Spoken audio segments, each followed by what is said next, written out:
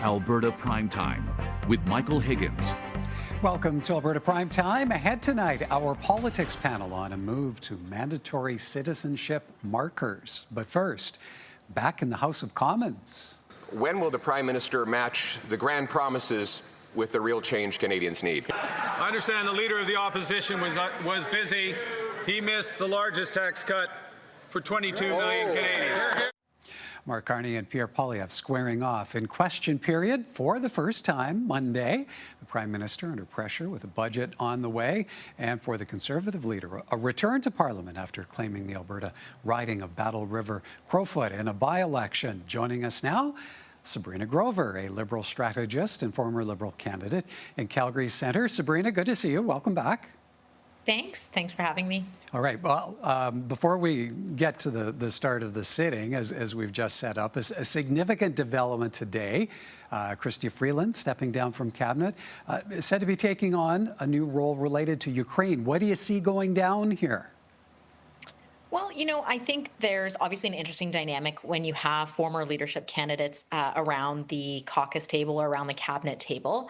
And, I do also think that Ms. Freeland's qualifications and her experience and everything that has led her in her career as a parliamentarian has been really focused on accelerating the work that not only Canada is doing in Ukraine, but the way that the world is responding to Ukraine. And so I think it is a really good fit. And I think that one of the considerations may also have been, if you look at the way the United States is rapidly evolving, notwithstanding some of the events that have happened in the recent months, there's an accelerated risk of the United States pulling out additionally of Ukraine support. And I think it's important for Canada to be there. And there's probably a few people qualified like Ms. Freeland to be in that role. Very certainly true that she has the Ukrainian background. She has Alberta background. In the grander scheme of things, though, how much of a shakeup is this for the Carney government? And it comes just one day into the resumption of Parliament. Yeah, definitely an interesting time to do it as Parliament resumes, as opposed to having done it over the summer. I don't think it's going to be too much of a shakeup. I think you haven't really seen the ministers really be able to exercise or flex their powers yet, or flex their mandates and flex getting things done. And so I think this is really a singular move. I don't think it's going to affect other parts of cabinet at this time. And I think it's just perhaps a conversation that happened with the leader and Ms. Freeland for, some of these other opportunities that do exist that Canada needs to fill.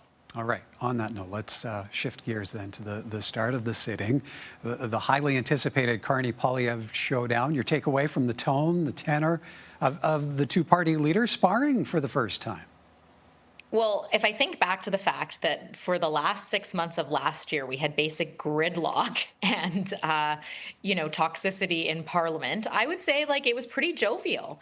I think that both Mark Carney did a really good job in engaging with Pierre. I think he refused to take a lot of the bait.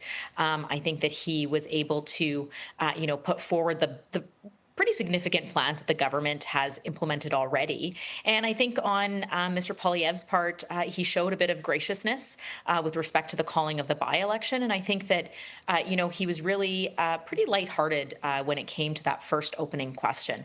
We'll see how that goes. I mean, it's day one and, first day of school is not always like the last day of school.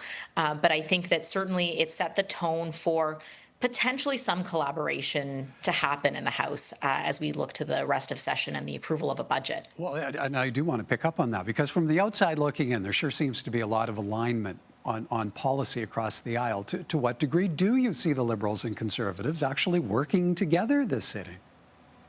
I think I would say a much higher chance than I would have said, 12 months ago.